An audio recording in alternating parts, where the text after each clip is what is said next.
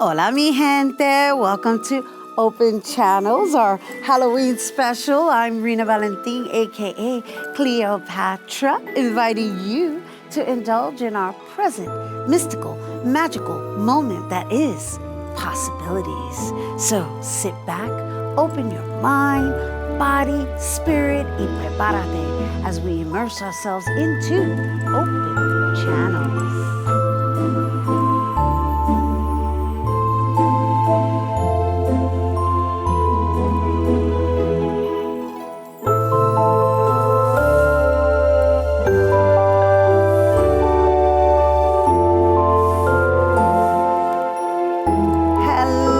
Welcome to Open Channels. I'm Rhina Valentin, your host, serving up Cleopatra for today's special inside our new state-of-the-art virtual set at La Central, BronxNet's new media and technology studios.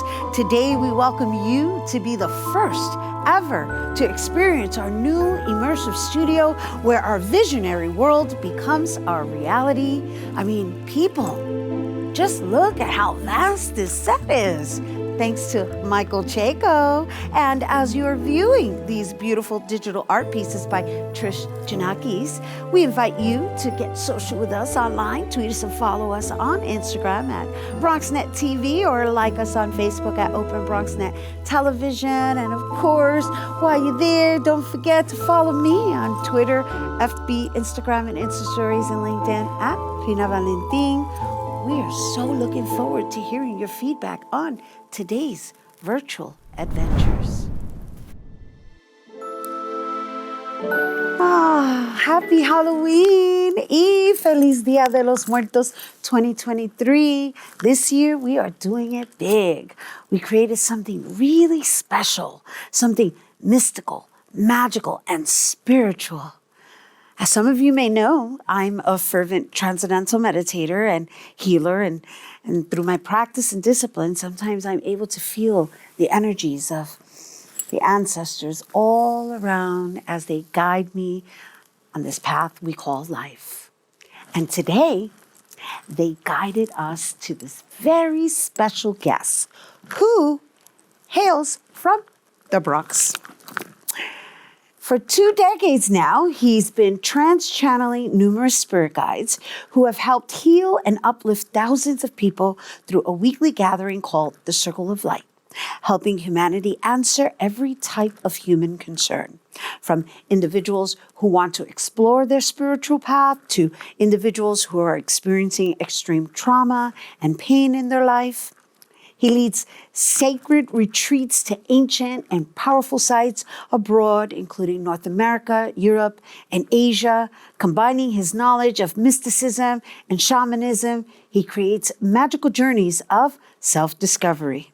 Without further ado, everyone, please welcome psychic medium, full trance channeler, author, and shaman, Riz the Wiz Mirza.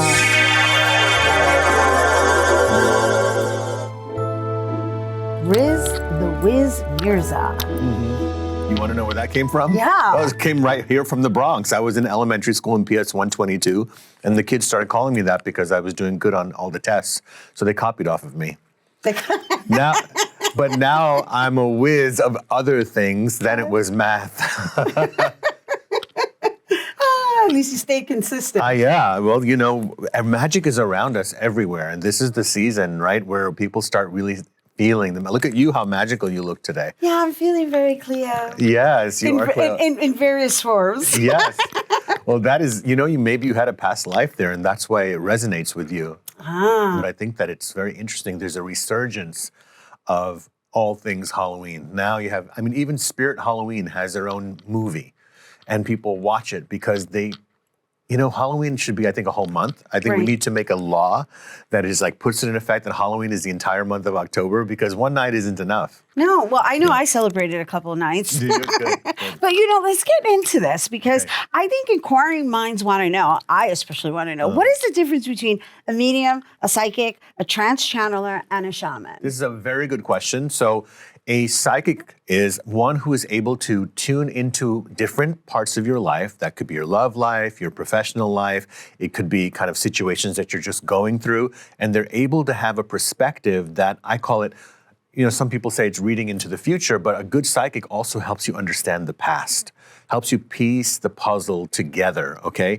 And they're able to kind of look into the future. And the way I compare it to is they're like opening the oven and seeing how long is it going to take for this bread to bake. When am I going to find my true love? When am I going to have the career that I want? And they are able to see like all the things that you are doing, all the ingredients you put into your cake that you're baking. Right. And they're able to see, okay, did you make this cake well? Did you put the right ingredients? Did you use the right temperature to bake it in? Okay, it should be done in about 2 hours.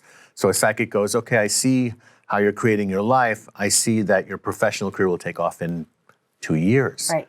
So a medium is one who's able to connect with those loved ones who have crossed over to the other side. Now, one thing about mediumship that you should know is that a medium cannot call in or make a person come in to the reading. No, they don't have that power. No one does. You can't say, I'm going to make your grandmother come through. If she comes through, that's grandma's own choice to come through. Right. Because it's the right time. If that person doesn't show up, it's either because it's not the right time or that's not the right medium. In my experiences as a medium, when you're getting a good mediumship reading, that person should be able to tell you something pretty specific. Now, our loved ones, people say, are always with us. I'd like to make a little correction. They're not always with you. If they were supposed to always be with you as you're going to work and walking down the street, they would still be alive. Right. They're not supposed to be here. So what they mean is that their love is always with you. Right. And at certain moments, they do watch you. And usually they're watching us when we're not thinking that they're watching us. So when we're alive, we're all at the same frequency. Right. Me and you are here, right here, right? Right. When a person dies, do you think that their spirit rises in vibration? Of course it does. Right. It rises. Right. And what happens to us when they die? We get sad. So our vibration lowers. So now look at the distance between these two people. So a medium is in the middle, understands you, understands them, and then makes the bridge for that communication to be strong. Wow. So that's what a medium is. Trance channel? Yes. Okay, trance. He's reading my mind. My God. Yeah, here we go, right? Trance channeling is something that is one of the things that a lot of people don't know about. Now, let's just use the word channeling. What does it mean? You don't have to be a psychic or a spiritual-minded person like us to use the word channeling, because I've heard people who don't believe in this stuff at all use that word. Oh, I totally channeled that speech. Right. I totally channeled that home run I hit in the baseball game. I don't know that that conversation was totally channeled. Right. All right. So that's what it means to people, regular I'm familiar people. with that. Well, I'm familiar with that. As an actor, right? I used to channel characters. Oh, I used to okay. invoke spirits in order to like assist me with But now characters. you're getting spiritual. Now you're getting like really good actors really channel the spirit of that person. Right. So regular, people who are not into this will say, I channeled that business deal. What does that mean? That means you stepped out of the way and an energy came through you, information came through you that you weren't really trying to control, but it landed exactly where it was supposed to land. And you're like, wow, where did that come from? Who said that? And we all channel something. And when we channel, we are allowing ourselves to take a back seat and frequency, spirit, vibration to come through us, and we trust that process. Now, when a channeler is channeling spirit guides, now I don't care what culture you come from, you can be white, black, brown, red, yellow, whatever our skin color is. We go far back enough in history. We were all in tribes, all of us. Yes. All around the world, Europe, Asia, Africa, and everywhere. And in those tribes, we had different people who had different jobs. We had the warrior, we had the farmer, we had the medicine woman, and we had the channeler, or sometimes the channeler was also a shaman. And that was the person who would have you sit around a fire, and now it was spiritual time. We're going to connect to the ancestors. And then they would go into a trance, like falling asleep, and the spirit of the ancestor would just come and speak through them.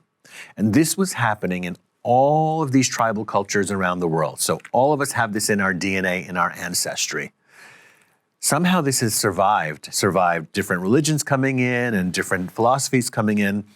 we tend to lose some of these ancient practices, haven't we? Did you become a shaman before a channeler? Which came first? No, I would like to say that I think that healers in general, whether they end up becoming a shaman, a medium, a trance channeler, or whatever, energy worker, right. we are all working with the same principle, which is to help people be more free. Right. Okay, that's it. To be more free, that's the bottom line.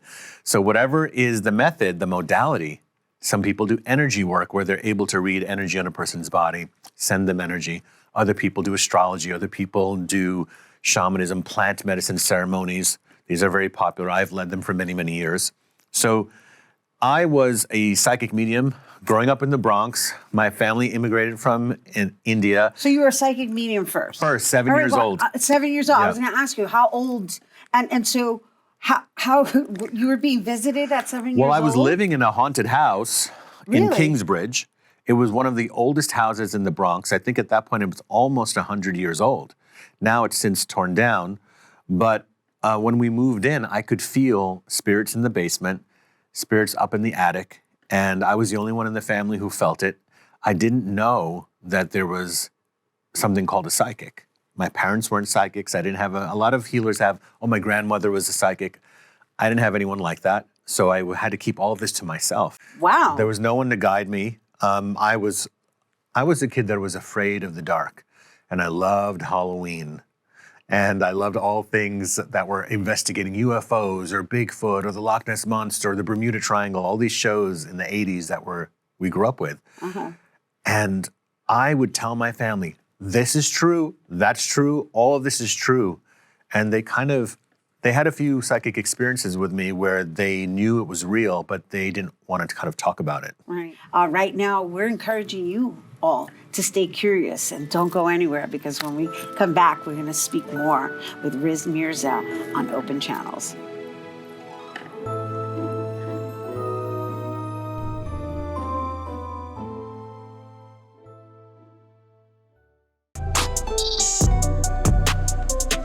I'm an actor in an ad that was given 12 seconds to remind you that if you're high, just don't drive.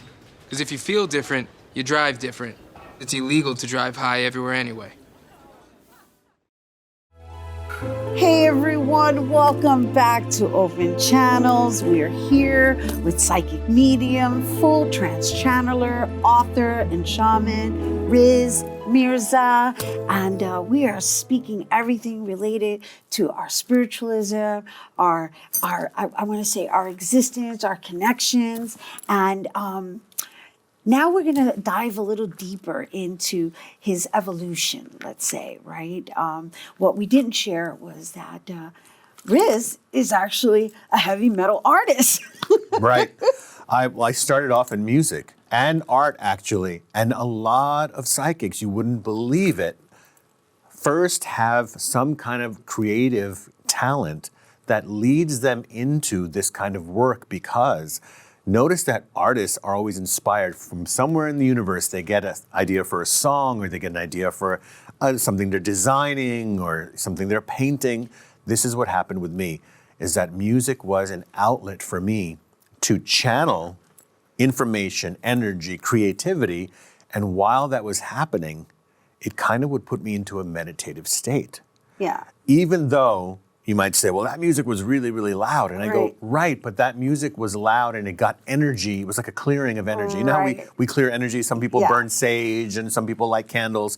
You might think of it something like that, where I got all this energy out. Mm-hmm. And after I would play music, I would be very relaxed and I would be exhausted. Yeah. And that's a very good state to receive information, because all your walls are down, all your nervous energy is out, and you can just collapse. So it was like a meditation for me. But many psychics do have creative abilities. Why heavy metal, though? Because you tend to do things that are opposite to what people think you are. So I was a very shy Indian kid who did really well in school and was always obeying everyone and being really polite, like all kids should do, right? I was a perfect child, you might say. But it was like, because that genre of music was so outspoken, so big, so commanding, so I don't care what anybody thinks, that inspired me to come out of my shell It wasn't going to be classical music or violin. That wasn't loud enough for me. I mean, What instrument are we talking about? This guy was in there, right? Yeah, no. This guy was in there. I should show a class picture of what growing up in the Bronx. What instrument? Guitar, but drums first. Of course. Now, here's what's interesting. So I lived in this old house in the Bronx, and I put my drum set in the attic, and my parents would leave me alone, and I would just bang away on the drums. And there would be times where I was playing the drums in my attic, where I would put the sticks down and turn the music down, because I thought someone was watching me. And so I would turn around and look. I thought maybe my brothers came up or my parents were upstairs. Never had happened. And I started feeling presence. Like one time I was walking through and the door just swung open and there was no wind, nothing. And when I left, the door closed behind me. And so I would tell my parents and they said, that's just the wind. I said, there's no wind. So at what point, right, in being an artist and knowing you have these abilities, did you decide to embrace the fact that this was your calling? I ended up being in junior high school and certainly in high school. I ended up being the kid that other people went to for advice. I kind of got to know him as, oh, Riz the Wiz, he's good with advice. If you have a problem, just go talk to him. I would be sitting at the lunch table. But then they always would ask me questions like, hey, does so-and-so like me? I want to ask them out. And I would look, I'm like, who likes you? And I would look at the lunchroom and go, no, don't do it. And then sometimes they wouldn't believe me and try it. It would never work out. So I was just kind of the go-to person. In normal conversation, I would say things that they would go, how do you know that? And they would say something like, oh, my sister's come pick me up from school, so we're going to go somewhere. And I would be like, I was like, are you going to go to the pet shop? And they're like, we're going to go adopt a dog. Yeah. How do you know that? And it was things like that. I would just blurt out something. But heavy metal taught me how to blurt out things. Right? Yes, right. You would have long hair and I'd be just on stage because you're loosening up. And the key, and I want everyone to know this, that the key to opening up your intuition, number one thing, is that you have to be in a relaxed state. Whatever it takes, if you have to go do a killer workout, if you have to go and run around the block, if you have to eat a big meal so you're exhausted, really, anything that works for you is okay. I teach my students that whatever works to get you into a relaxed state, just do it. And eventually they'll just find it through meditation. Right. So I started practicing meditation at a very young age. And through that meditation, and all I did was light a candle. I would just stare into the candle. Into the light. This was something that was inside of me. No one ever told me to do this. All I can tell you is I just started doing it. My wife and I have a company called, my wife is also a shaman and an intuitive, and we have a company called Sacred Earth Retreats, which you guys can look it up and see where we go. And every other month, basically, we are in another powerful location. See, certain spots on the earth are full of spiritual energy. And when you go there, it's going to feel like you have absorbed some of that energy and you are renewed. And so this is very important. When I take you there, let's say I take you to the pyramids, I teach you about the ancient history of the pyramids, not the ones they teach you in the textbooks, but the metaphysical, the supernatural history of these places. Then we'll go to India and I'll take you up into the Himalayas and show you the mysterious places there and the energy there. So Halloween is part of the fun of being human. It is part of also the fun of realizing, ooh, maybe there's a spirit world. And I think secretly, most of us really, we openly believe it, but I think most people believe in it because they do think sometimes there's ghosts in their house. And I was just a few days ago at Poe Cottage here in the Bronx. Oh, wow. Where you went inside? I went inside and I felt that I connected with him there. And, I have connected with him in the past over the years of channeling. Right. And he has given some messages, but this was more powerful than ever to actually be in his physical home. And I felt the vibration and the frequency still there. And we are talking about Edgar Allan Poe, everyone. Yes. And so I know that, are you up for some channeling? I am, and I'm feeling it now as well. I felt it. Yeah. I felt something coming, and I just wondered if we need to take a break or because... Yeah, let's just take a quick break, and then when we come back, let's go into seeing if Mr. Poe would relay a message. Oh my. Okay. I'm looking forward to that. Okay. All right, you guys, hang there. Don't go anywhere. When we come back, Riz is going to be channeling Edgar Allan Poe when we return, hopefully.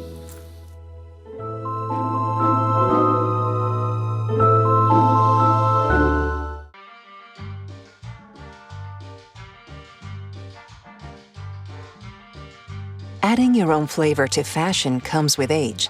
Okay, Dad, look at you. Yeah, welcome. Hi. Forgetting how to add doesn't. Finding it difficult to work with numbers may be a sign of Alzheimer's. Dad, are you okay? An early diagnosis can help improve the quality of life for your loved one.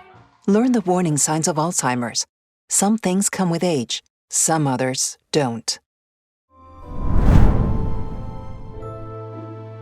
Hey everyone, and welcome back to Open Channels. And we're here with Riz Mirza, who is right now ready to channel. And we're hoping that the channeler will be Edgar Allan Poe. Stand by, we're going to be quiet and just witness this process of magnificence and amazement. Okay, Riz, or maybe not. He's coming in, thank you. Just give him a few seconds more. Thank you, he's in.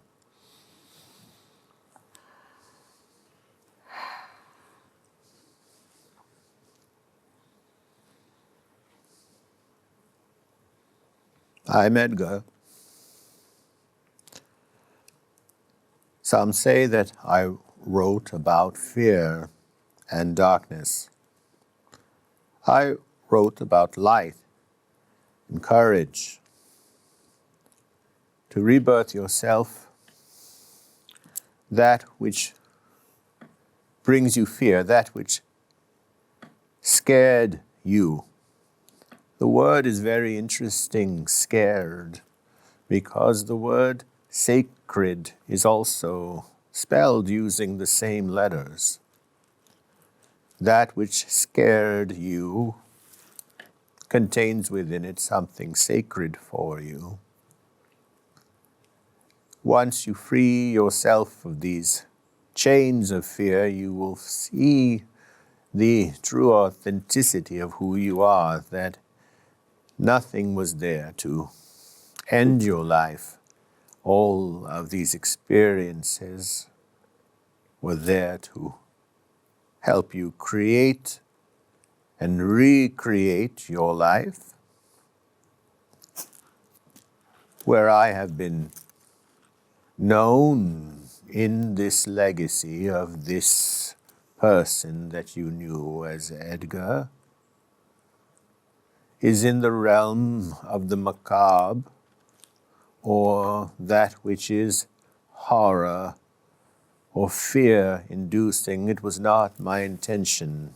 My intention was that to show you the rise and the fall, the beating of one's heart that continues as a soul after physical death, and for you to dive into and to understand the nature of shadow, of darkness. For without this contrast, you cannot see light. It is required. It is part of nature. Your sun rises and sets, your moon appears, your stars twinkle, you go into caves, you have earthquakes within you, you have thunderstorms in your mind, you have sunny days and rainy days, and the rain brings new life as well. And so the cycles of life are endless, and through the work that was presented to you in that life, this was a goal, a truth. It is interesting that this channeler was to visit the cottage.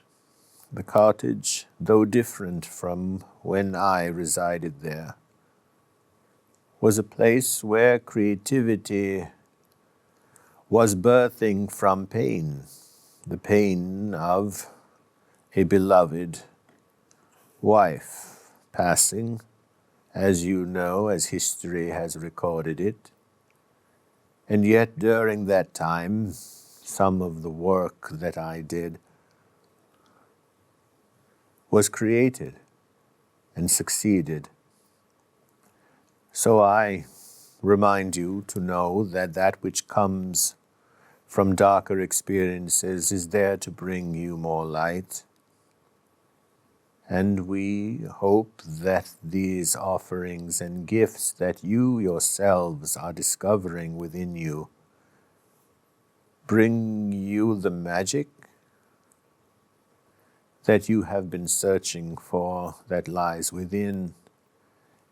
And as you channel this magic outwardly, you will discover the validity, the joy, and the effervescence of your blessed existence, that which you call your life.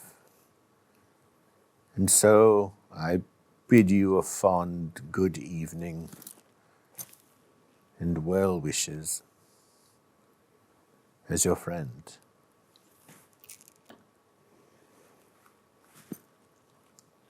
Wow. That's deep. Oh my gosh. I gotta sit with that for a minute. I tell you, it's one thing to see it and it's another thing to feel it. Hi. Oh my gosh. It's like kind of taking... Welcome back. Thank you. It's like taking a nap. It's kind of like it hits me like a wave of sleep. And so I just kind of nod out. So it takes a minute for me to come back. It's okay. Yeah. There's no rush. You Thank can you. take your time Yeah. in. But the whole experience sitting here across from you is really deep. You feel the energy. Of course I do. It is, and I hope that people can understand. It's harder for you to feel it, but if you just get quiet and listen to what gets channeled, it will really help you shift into a new vibration, and confirm some things, a truth that you kind of believe inside already, and that's what's beautiful about it. Well, thank you. Thank you for blessing us here today with your light and raising the frequency here. Oh, you feel it right now. Oh my gosh, so can we. Well, happy Halloween, everyone. And happy Halloween to you. Happy Halloween to you guys. I hope you really enjoyed what we had in store for you. Thank you once again to Riz Mirza, psychic medium, full trance channeler, author, and shaman.